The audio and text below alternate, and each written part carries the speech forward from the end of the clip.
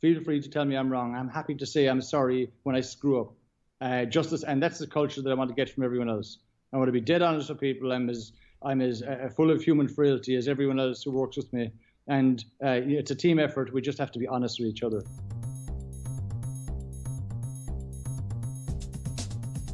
What if you had the opportunity to have a coffee with your 18-year-old self? What advice would you offer? And would you actually take the advice and offer? I'm absolutely fascinated by that question. I interview people from all walks of life, from Heineken Cup winners, New York Times bestselling authors, polar explorers, you name them, I've interviewed them. Be inspired, learn and grow from the experience of others. Welcome to the What I Know Now podcast with Mark. So our guest today is Jerry Kennelly. Jerry is the founder of Tweak.com and Tweak Cloud. Jerry became an international success story when he sold his previous company StockByte for $135 million.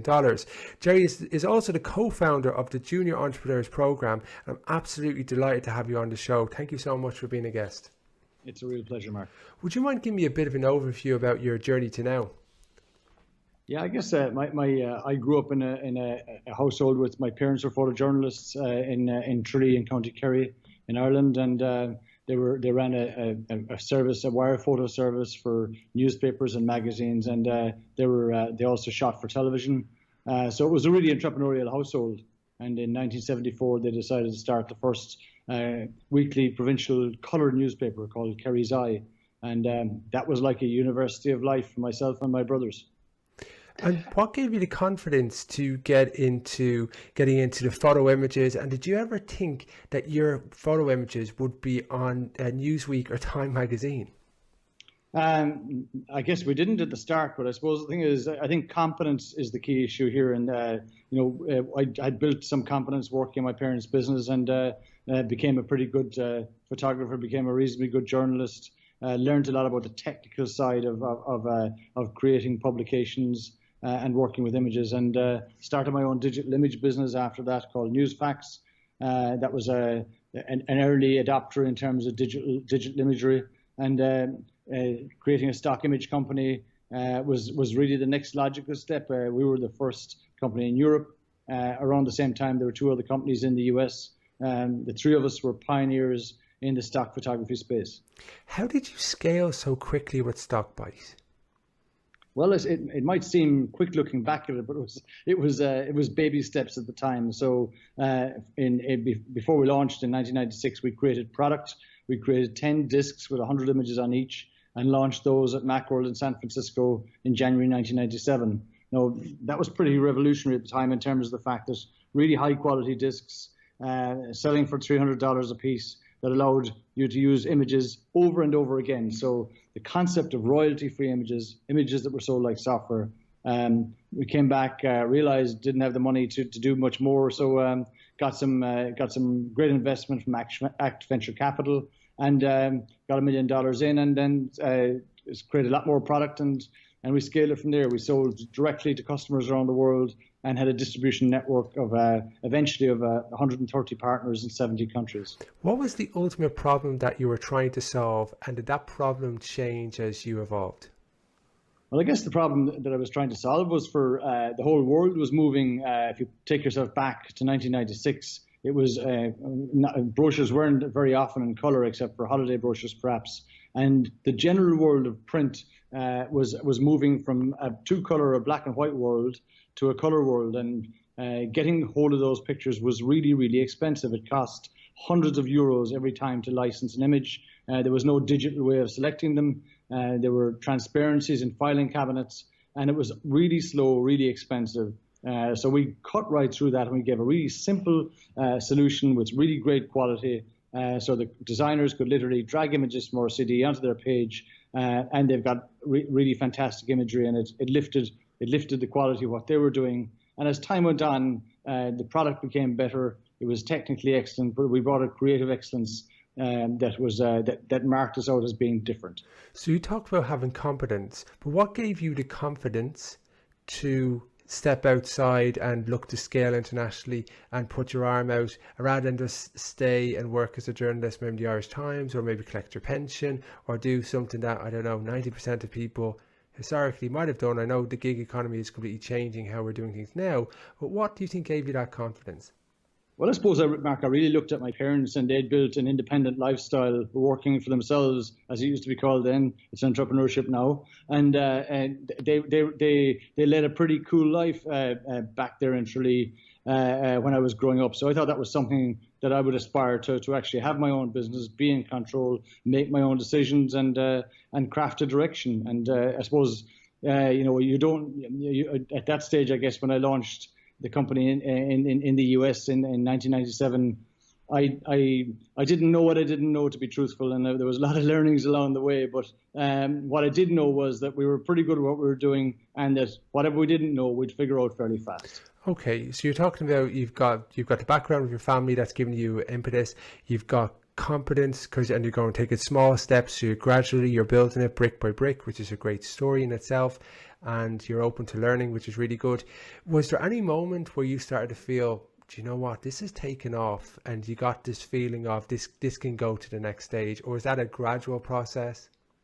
Well, I guess it's there were lots of scary moments where we were in way over our depth, and I guess the bottom line was I just had a team of young, enthusiastic people who buoyed me along, who believed in me and I believed in them. And we were bold, we were brave, we had a clear vision for what we wanted to do. We wanted to be the leaders in the digital stock photography business globally. And by God, did we go for it. And how important was that, having somebody believe in you? Because sometimes that leader can be all empowering and leading and driving, and sometimes you forget that leader can be vulnerable, can have their moments of doubt, procrastination. Was that important to you? It was, and of course there were lots of moments of doubt. But I suppose we defined a crisis as a pile of bodies. So the thing is, we often thought we were in crisis, and I tried to bring it back down to normality. There was a young team who were running all over the world. We had operations in Hong Kong, in London, in South Africa, and in the States. Small teams spread fairly widely, but people really working their guts out and believing in the dream. And when any of those guys or girls walked into a tube station in London or in New York or in Paris and saw at 20 meters wide the pictures that we'd conceived 6 months earlier, that was a hell of a buzz moment. Or walking into a news agent in Milan, as I did one day, and see those the pictures that we'd created, it was a total surprise. I mean, they were the buzz. That was the achievement. That was what all of us sitting in the Kerry Technology Park in Tralee dreamed of. And we turned it into a reality. The goal was to make great photography available worldwide at a fair price. And I think we did that with some style and aplomb. Brilliant. What would you say is your 1 to 2 secrets for being successful? And don't be modest. Yeah, I suppose I think you've got to be hungry. You've got to be you've got to be true to yourself. And I think it's really being prepared to work really hard is important. I mean, that journey with StockByte was one where we all gave a lot of ourselves. There was a lot of sacrifice. There were 3 and 4 month trips abroad without coming home. I mean, that was difficult for everyone involved. And I suppose, you've got to be prepared to get stuck in that way, in the same way as a sports person might get stuck in if they're preparing for the Olympics. So you really got to get stuck into it. You've got to believe in yourself, and you've got to stay with that vision for the long term. That you're not in. We're never in this for the quick buck. That's really important, and that there's no such thing as easy money. So I was prepared to invest. I was prepared to forego large salary or other trappings for a long time, and we bought that deal, a very flat structure where there was a lot of mutual respect, and I think we created in that business a lot of rock stars, which is actually a lot more important than the money at the end of the day. Yeah. What do you believe people don't spend enough time on? I think culture is really important. Understanding what the vision is really important, and luckily we were able to keep to a pretty small team. We had just 28 staffers and about 60 or 70 contractors when the business was eventually sold. But I suppose it's keeping one-on-one with people and also with customers. So I spent a lot of time on the road talking to our partners who are selling images on our behalf around the world and getting to understand what their needs were, looking for the flaws in our own product, looking for the opportunities, looking to see where we could do a better job. And I suppose, staying humble, staying feet on the ground, saying, look, I know we're good, but we want to be better. We always were reaching for a higher goal and trying to say, look, we can make it even better still. Okay. Any regrets?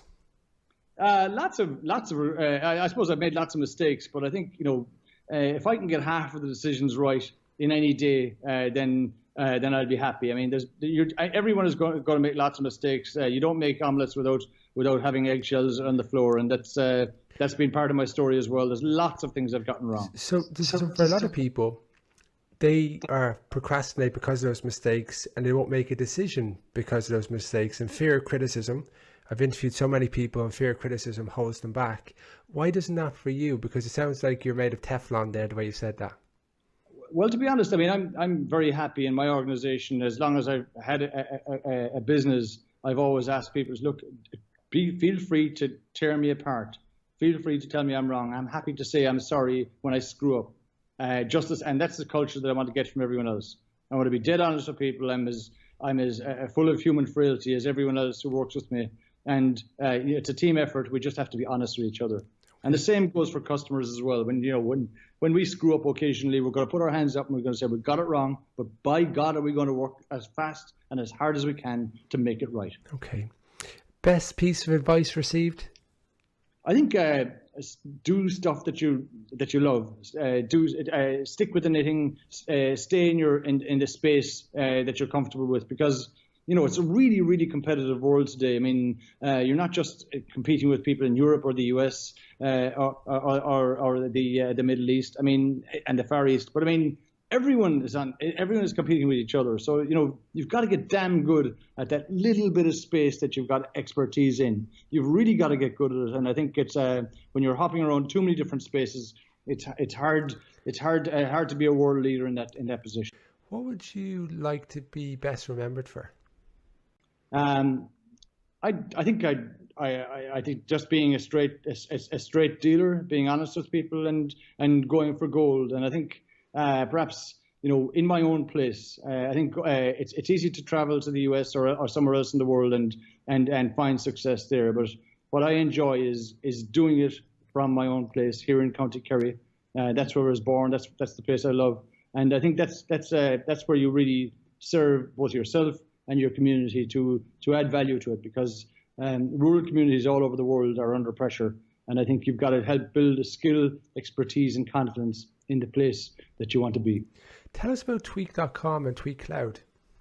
Okay, so Tweak started as a company which was going to democratize design, very much in the same line as we democratized photography, made great photography available at a much lower cost around the world in a digital way.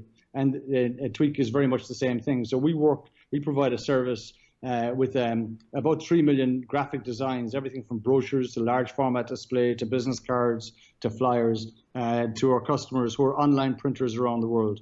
And they're available in 7 languages.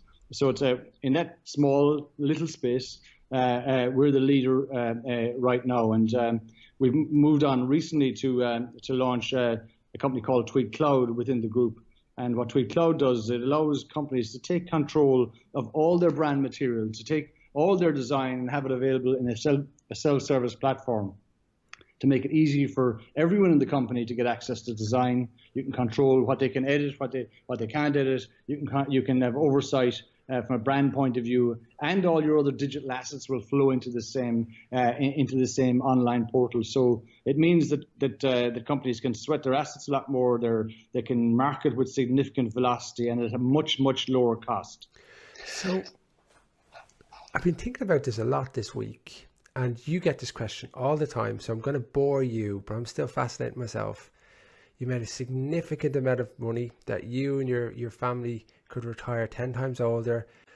Why would you go and do what you're doing, which you're probably working crazy hours? From anyone I know that knows you, why would you do that when you could be walking the lakes of Killarney or, I don't know, doing something in Aspen or somewhere else? Why did you make that decision, and why are you so vested in making this work? Well, I guess it's I never did it. I never did anything for the money. I always got great pleasure out of my work. I stay in a space that I get a good kick out of. I love working with deeply committed, creative people, and that's what I get my kicks from. I mean, it'd be very easy to sit back. I mean, at some point when I get a little bit older, I'll perhaps take life a little bit easier. But now I can make a difference. Now I can make things happen. And, I've got a burning desire to make Tweak and Tweak Cloud as good as it can be. And, it's inspiring to work with the colleagues that I have around me, wonderful people who share the same vision for global success. Tell me about the Junior Entrepreneur Program, and why did you set it up, and where the hell did you get the time to do it? Well, I guess after the company was sold in 2006, I took a little bit of time off and started looking around, and I suppose I asked to speak at a lot of business events and so on. And I just got the feeling that a lot of people feel excluded from business, excluded from taking part in business, and especially global business. So, I reckon that the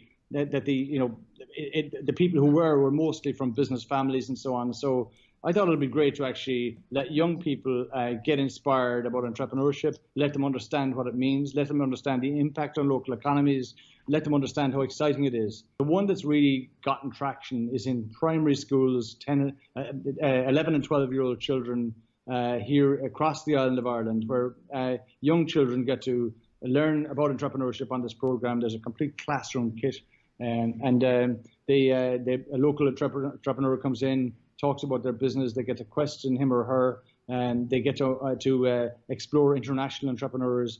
They get to understand what their own skills are, what they might be good at in a business. They each get to pitch a business idea. Then they eventually have a Meet the Dragons session, where the dragons help them decide what would be the best business for their class to run.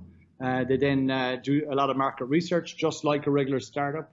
They invest their own money. They set up the business. They do their sales and marketing. They run their finance. They tell the story. They do their PR. They sell the goods or service. And at the end of it, they make some profit. That happens over about 12 to 16 weeks.